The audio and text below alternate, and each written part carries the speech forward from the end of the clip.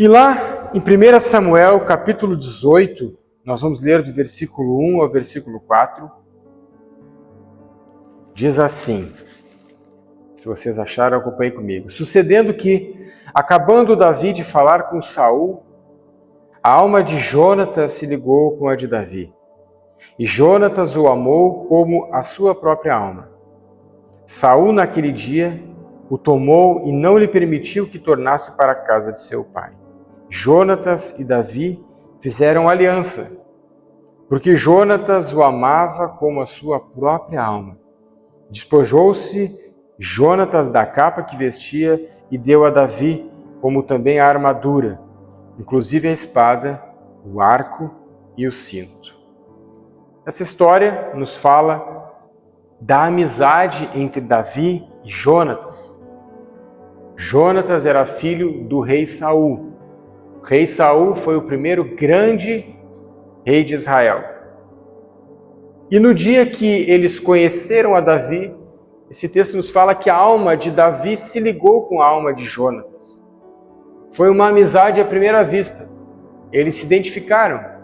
E Jonatas, num ato de reconhecimento, entregou a sua capa, a sua armadura, a sua espada, o seu cinto e o seu arco, entregou a Davi.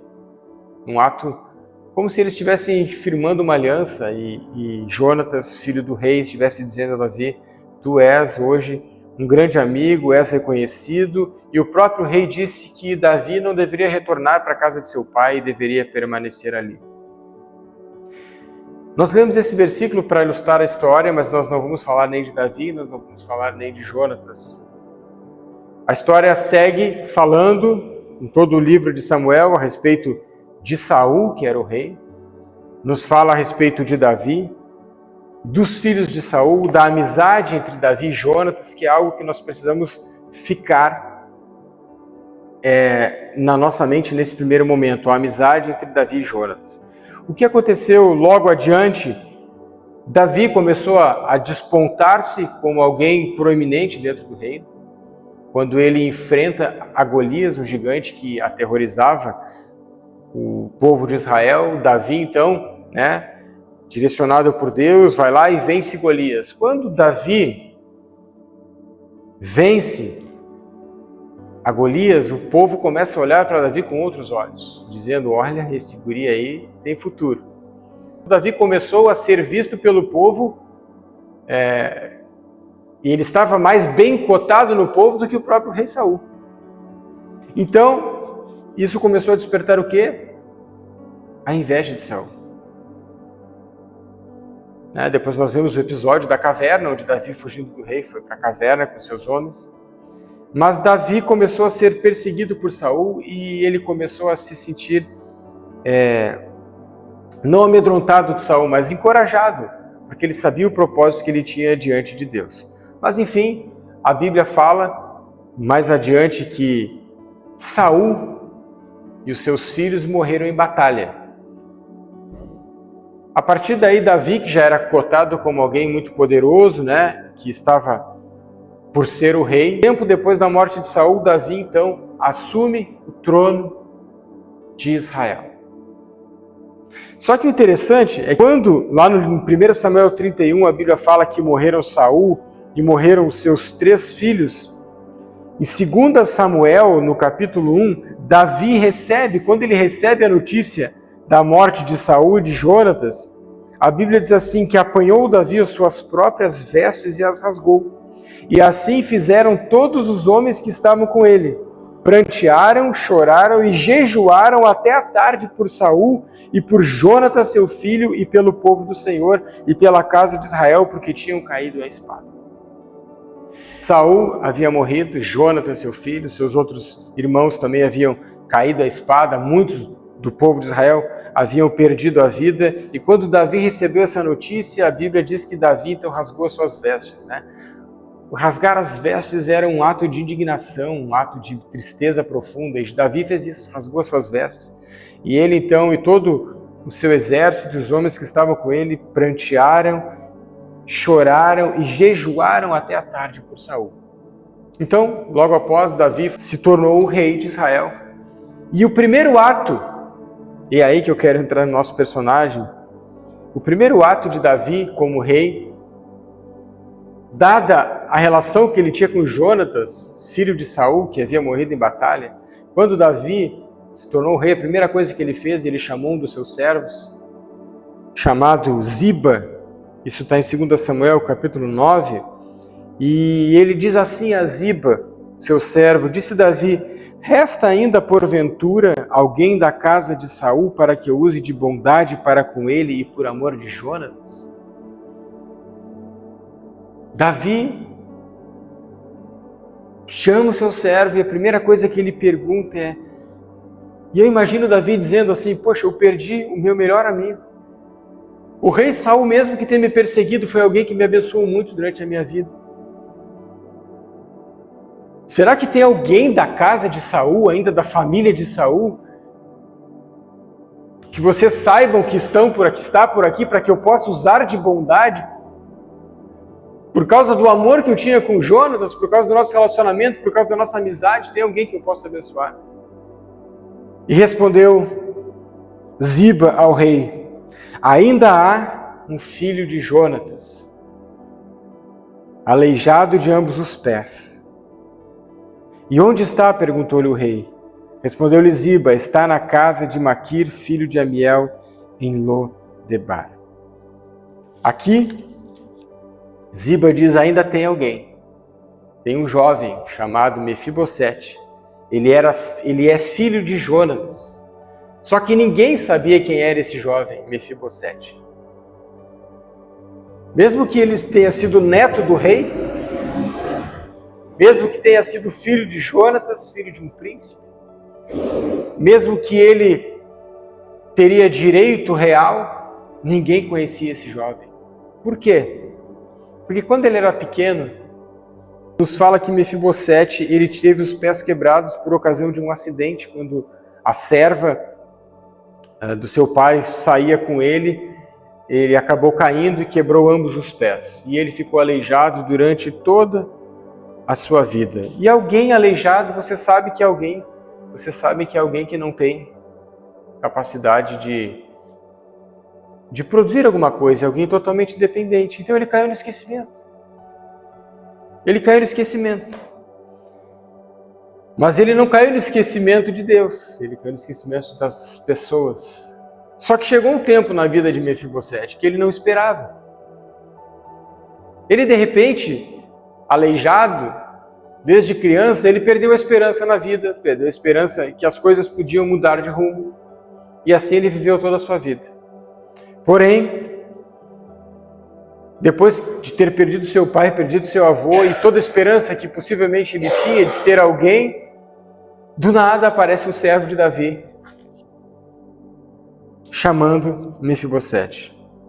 E lá, em 2 Samuel, no capítulo 9, ele diz assim, então lhe disse Davi, não temas, porque eu usarei de bondade para contigo, por amor de Jonatas, teu pai. E te restituirei todas as terras de Saul, teu pai, e tu comerás pão sempre à minha mesa. Então se inclinou e disse, quem é teu servo para ter olhado para um cão morto como eu? Chamou Davi a Ziba, servo de Saul, e lhe disse, tudo que pertencia a Saul e toda a sua casa, dei ao filho de teu senhor. Que coisa boa, hein? Mefibosete era um cara que estava lá esquecido. Davi manda o seu servo chamar a Mefibosete. Mefibosete chega diante do rei Davi. E Davi diz, tudo que foi do teu avô, tudo que foi do teu pai, todas as terras que foram deles, e mais que foi deles, agora vai ser teu. Ah, mas eu não posso trabalhar. Tu não vai trabalhar, tu vai comer pão sentado na minha mesa, todos os dias da tua vida. E os meus servos vão trabalhar a terra que eu estou te dando agora. E tu vais apenas receber os frutos dessa terra. O que Mefibosete disse para Davi? Ele disse, quem sou eu? Ou por que o Senhor está olhando para um cão morto, para um cachorro morto? Que nem eu. Vocês estão entendendo como ele se via? Ele se via como um cachorro morto. alguém jogado às traças. Mas não era assim que Deus via Mefibosete. Deus via como alguém especial. Então, essa história, ela nos mostra que Deus ele não esquece da gente. Eu gosto muito de pensar que na nossa vida, a gente passa muito tempo olhando para aquilo que não está acontecendo, e eu passo muito tempo para aquilo que deveria ter acontecido e não aconteceu, porque as coisas não saíram do jeito que a gente esperava que saísse. E a gente acaba olhando e as coisas acabam não acontecendo, e a gente acaba perdendo a esperança. Então a gente tem a tendência de começar a perder a esperança, de começar a se frustrar, de começar a se conformar com as coisas como elas estão acontecendo, né? E começa a deixar os nossos sonhos, as esperanças de lado. Mas aí eu gosto também de olhar pela outra perspectiva, de que sonhos bons que a gente tem são sonhos que o próprio Deus colocou no nosso coração. E a Bíblia diz que aquele que nos chamou é fiel para cumprir. Então eu penso que se Abraão esperou 100 anos para receber a promessa do seu filho, e ele mesmo já tinha se desiludido, no entanto que deitou com a empregada, às vezes quem somos nós, né? Para esperar 1, 2, 5, 10 anos e não ver as coisas acontecer do jeito que a gente esperava que acontecesse, e nós começamos a nos frustrar. E é fácil a gente se colocar numa posição como a de Mefibosete. A gente se coloca numa posição de alguém que, poxa, estou aqui esquecido. Né? Eu olho para o meu amigo, ele está bem de vida, rede social, está todo mundo bem, está todo mundo viajando, só eu que estou aqui, só um pouquinho. Por que só eu que estou aqui? Eu olho para o fulano que está em Gramado, eu olho para o outro que está na conferência, eu olho para o outro que está não sei aonde. Só eu que estou aqui? O que está acontecendo? E aí a gente começa a se frustrar. A gente olha, está tudo tão bem, as coisas fluindo. Aí quando a gente tenta ser correto, né? É correto, a gente se sente uma cebola na salada de fruta, porque o mundo está condicionado a andar dessa forma, mas a gente está dessa forma. O mundo está na porta larga e a gente está na porta estreita. E a gente acaba se frustrando. E se a gente não tiver a voz do Espírito Santo dizendo que a gente está sendo conduzido no caminho correto, a gente acaba se frustrando, desfalecendo e dando mão, largando a esperança que é a âncora da nossa alma e nos sustenta, deixamos tudo de lado. E por que eu peguei esse exemplo de Mefibosete? Porque é fácil de nós estarmos como Mefibosete. Às vezes a gente se sente como ele, que um dia era filho do rei, herdeiro, mas no outro dia ele não era ninguém, se sentia como um cachorro abandonado. Eu pergunto, será que havia esperança no coração de Mefibosete de que aquilo que aconteceu com ele aconteceria? Eu acho que não. Mas aprove a Davi recordar a aliança que ele tinha com o pai de Mefibosete. Não tinha nada a ver com Mefibosete, era o pai dele, lembrou. E Davi disse, por acaso tem alguém da casa que eu quero abençoar? E aí Deus, o servo foi lá e disse, só tem esse cara aqui. O que podia haver de melhor aconteceu na vida de Mefibosete, que era alguém sem a menor pretensão de ser alguém ou de receber algo. E na nossa vida é assim, a gente às vezes está isolado.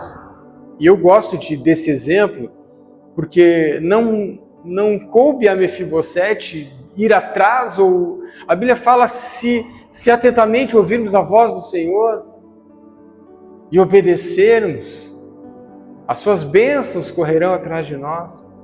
Então eu acho que o nosso papel é nós nos mantermos firmes naquilo que Deus determinou na sua palavra. E que no momento certo, com o movimento das suas mãos, no estalar dos dedos, Deus vai conduzir as pessoas certas para que nós possamos ocupar o lugar que Ele mesmo já determinou para nós e cumprir com os sonhos que Ele mesmo colocou no nosso coração. Mas e qual é esse lugar que nós precisamos estar? Que lugar é esse que nós precisamos estar? E eu quero trazer um outro exemplo para nós finalizarmos, que é o exemplo de Jesus. A Bíblia nos fala que quando ele começou a exercer o seu ministério, e ele se expôs, de fato, no seu ministério foi na cidade de Jerusalém. Lá em Jerusalém, muitas vezes ele foi a Jerusalém. A Bíblia diz que quando tinha a festa da Páscoa, a festa dos tabernáculos, festa do Pentecostes, Jesus ia para Jerusalém. E lá ele começou a pregar e as multidões vinham e estavam diante dele. Mas quando Jesus não estava em Jerusalém e Jesus queria paz, Jesus queria sossego, para onde Jesus ia? Jesus ia para Betânia. Interessante, Betânia, que era esse vilarejo que ficava entre Jerusalém e Jericó, Jesus ia, ficava a 3 quilômetros de Jerusalém, ele chegava em Betânia. Betânia significa lugar dos pobres. E era um lugar de pessoas muito pobres, pessoas humildes, pessoas doentes. Mas lá em Betânia morava Lázaro, lá em Betânia morava Marta, morava Maria. E Jesus, quando saía do seu ministério, ele ia para lá. Lá era lugar de paz, de comunhão, era lugar de oração, era lugar de intimidade, era lugar de milagres, porque quando Jesus voltou para Betânia, lá Lázaro foi ressurreto. E esse é o lugar que nós devemos estar. Betânia. Quer dizer que eu tenho que ir lá para Betânia? Não. Mas eu tenho que buscar esse lugar de intimidade com Deus. Eu tenho que buscar esse lugar de zelo pela presença do Senhor, sabe? E é isso que a gente tem que buscar, esse lugar da presença de Deus. E aí, no momento certo, assim como Deus fez com Mefibosete, Davi fez, Deus vai fazer conosco, Ele vai nos encontrar.